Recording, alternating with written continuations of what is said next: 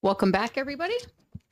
We are going to open the public hearing for House Bill 468, and we welcome Representative Wheeler to discuss this legislation. Thank you, Madam Chair, friends and colleagues on the House Criminal Justice and Public Safety Committee. For the record, my name is Jonah Orion Wheeler. I represent the towns of Peterborough and Sharon, Hillsborough's 33rd District. I am a sponsor on HB 468, and I'm here to fill as Representative Rhodes said, the big shoes of Representative Roy, who I'm sure is watching at home, and I hope I do a good job for him here today. I was already planning on testifying, but now here I am introducing the bill. So I'm happy to take any questions that you may have. HB 468 addresses a gap in the law around the regulations for use of an unmanned aerial vehicle and a drone. These drones are being used a lot more often, as we saw in 2024, November 13th to now. They're still being seen in the air. There was a significant increase of drone incursions over the East Coast, the West Coast. You saw on December 13th and December 17th, Wright-Patterson Air Force Base in Ohio was shut down because of these drones. On 11 December, a Chinese national was arrested outside of Vandenberg Air Force Base for flying one of these drones. The legislation sets up a tiered system whereby somebody who was flying a drone unlawfully against FAA regulations for their first time would be guilty of a violation for the first offense, a misdemeanor for a subsequent offense. That's found on lines 12 through 15.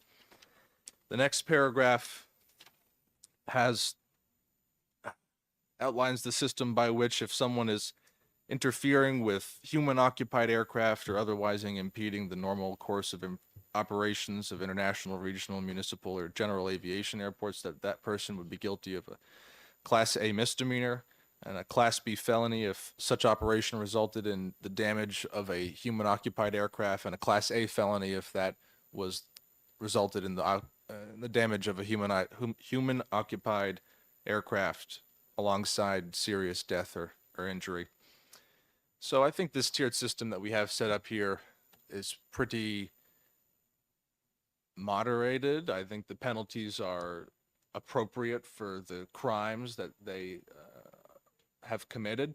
If you're flying a drone in airports, airspace, and your drone, people think, oh, it's just a small drone, it's no problem. But if you know anything about aircraft, air travel, if that plane's coming down at 100 and some odd miles an hour, 130-ish, and they're about to land, and a drone is in its flight path, that drone could go right through the fuselage, right through the engine, and create some very serious problems. And we've seen that happen in the instances in which a drone has crashed into a plane or something or the other. So this is a serious crime. The skies should be protected and open. The United States, I think, loves its air travel. We should be making air travel safer and more secure, and not littering our skies with these drones that are operating in many instances illegally. So happy to take any questions about this piece of legislation and the specifics around it, but I hope at some level that the committee is able to find some way to fill this gap, and I think HB 468 fills it properly. Thank you, Madam Chair. Thank you, Representative. I believe you covered it, but I just wanted to clarify, if I may. So when we had this legislation last term, I believe it was a Senate bill, and Representative Newman actually got us a very quick amendment because I think, if I'm not mistaken, it went like misdemeanor, felony, and we wanted to make it violation, misdemeanor, felony. And then our other friends came back and they didn't do that, and I did away with it on the House floor, and may have been heckled by that by some of my other friends. So this is now addressing the concern that we at least had in this committee last year of let's step up the ladder instead of, going over. Jump off the cliff. Jumping. Absolutely. Yeah, right. Absolutely, Madam Chair. I remember that legislation, and I thought to myself, why is the Criminal Justice Committee dealing with drones and unmanned aircraft here, I but it thought the actually same thing. became clear in research that this is something that's, and I think, yes, this legislation addresses the concerns that we had on this committee last biennium and moves us forward in a way that hopefully we won't have to throw it off a cliff again next year. Thank you. Thank you, Representative. Thank you. Representative Saborn, yeah, you. That was a good try. Thank you, Madam Chairman. I have to keep my note out that tells me how to say it. Representative Wheeler, much simpler last name, by the way. So the only restrictions on flight, anywhere it appears, it's just, you can fly your drone anywhere except over a federal, state, correctional, item number 4, correct? That's the only restriction. That's Where cor- they can be flown. That's correct. Okay. Or otherwise regulated by the FAA. So you can fly it at your house unless your house becomes an FAA no-fly zone for some reason or the other, you know. But All right. Thank you. if you live near an Representative airport, Muse? right? Would the bill encompass flying a drone over private property you don't own?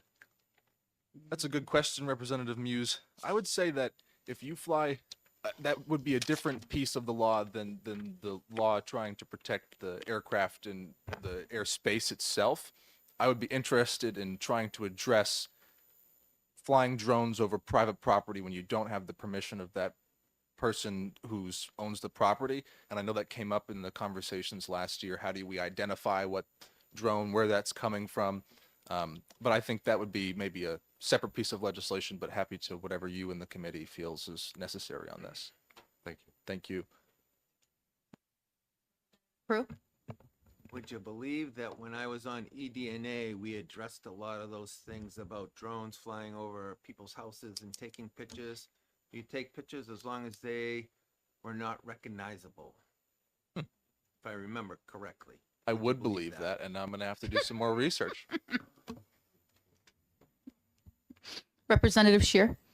Do you know if the commercial entities that sell these drones accompany the sale with some notification of what the FAA regulations are? I mean, you know, I'm a little. My guess is the average layperson who may buy a drone because it's kind of fun and interesting, they have no clue whatsoever what the FAA regulations are. I would say Ignorance is not an excuse. that's absolutely right. And I would say I've never bought one of those drones that are very expensive. I haven't even looked because they're so expensive. I know I'm not even going to give myself, you know, I'd love to have one of those drones, so I'm not even going to look. But what I can say is there are tiers of those drones. I do know that. And the drones that are readily available are oftentimes not the ones that would stay up long enough or be able to fly high enough to cause these kind of problems. And I guess I would say, like Representative Rhodes said, I keep wanting to call you Representative Roy because that's the name tag right in front of you. But like Representative Rhodes said, that there you go.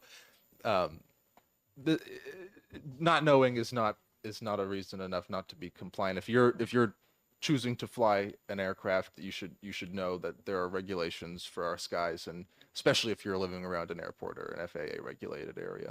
Yeah, I'm not so concerned with the living around an airport or a penal institution or house of corrections. Follow Just up, Representative Shear? Follow up, I'm sorry. My concern is, you know, paragraph 2. I mean, you know, and I know that probably most of the people that buy their first drone have no clue what the limits are. And it would be, you know, as a matter of notice, it would be nice to have, do you think it would be nice to have them be aware of what those regulations are? Absolutely. And as you were talking, I was thinking of myself, you know, conversation that I had with Representative Harriet Goth right outside before this. She asked, where is the feds on this? And I would say that's something that the federal government should encourage companies which are producing these drones to make sure that there is a notice that says you should follow and comply with FAA regulations if you are to fly one of these aircraft. Thank you. Thank you. I would be interested to see how many people actually read the notices. You know, don't remove your How tag many from your people read the mattress. nutrition labels, right? Right? So, yeah, Representative Knoll? Thank you, Madam Chair, and thanks for taking my question. of course.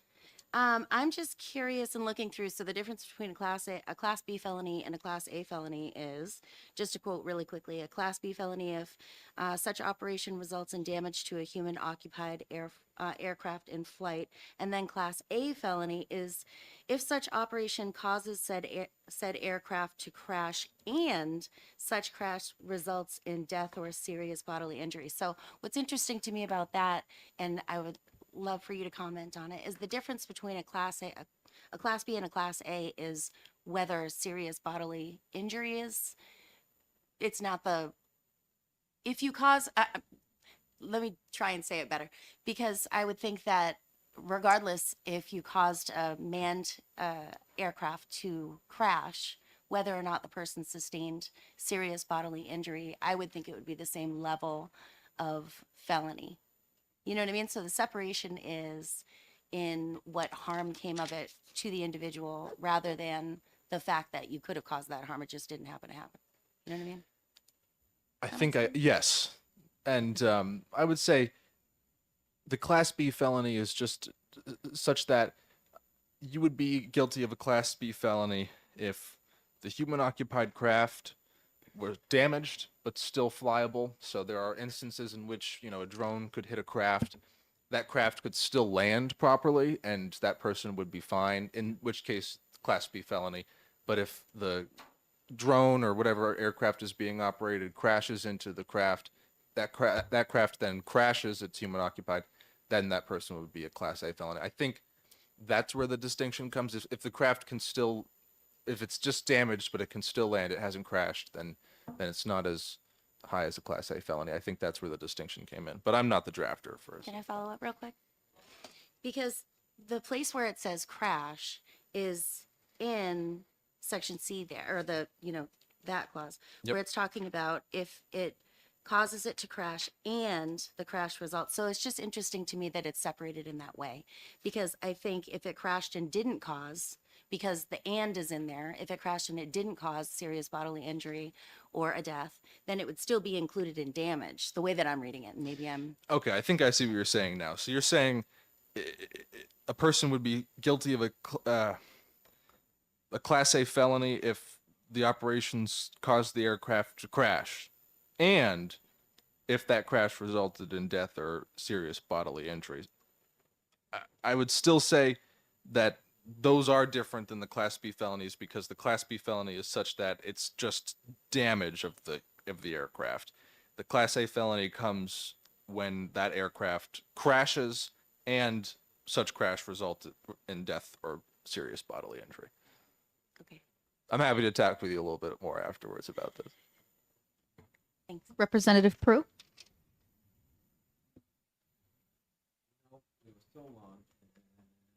Oh, yeah.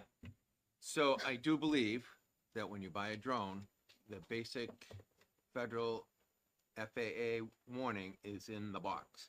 You can only fly so high. You have to be so far away from an airport or an exclusion zone. Yep. Representative Muse? One of the things that we talked about when we talked about similar bill last year was sort of the weaponization of drones. So the bill, it doesn't look like it would cover things like somebody flying the drone into a person, like injuring a person intentionally with a drone, releasing a package that would injure a person, and I know in Manchester there was an issue with somebody dropping feces on some homeless people with a drone. In Ukraine, they're dropping things that are a lot worse on people. And so that the technology is for this has really kind of come a long way in a year, and the ability, to actually do harm to people. One of the things that just occurs to me is in the part where we make a Class A felony, in addition maybe to causing the aircraft to crash, and having that result in serious death or bodily injury, it could be the intentional misoperation of the drone itself, or the use of the drone, to basically harm another human being. It seems like would be an appropriate addition. I'm just wondering what you would think of that. I would agree. I think that would be an appropriate addition when you see those videos of the people in the trenches in Oh, yeah. Ukraine and they're just sitting there and then the buzzing of the drones around. I mean, drone warfare is one of the most horrific things that we're seeing these days, and the weaponization of these drones is definitely a concern. Representative Prue? It is already unlawful in the state to weaponize a drone. Thank you. Would we believe that it's already illegal in this state, Representative Prue? Would we believe that it's already illegal? Yes, we would Yeah. believe. Thank you, Representative Prue. All right. Representative, so close. Representative Shear. I was provoked by Representative Prue. It would, it would be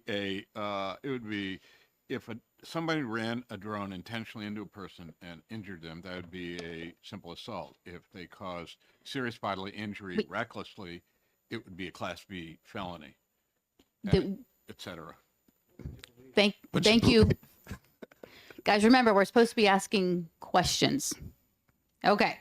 Representative Wheeler, you're all set. Thank you very much, Thank Madam you. Chair. Commissioner Hanks?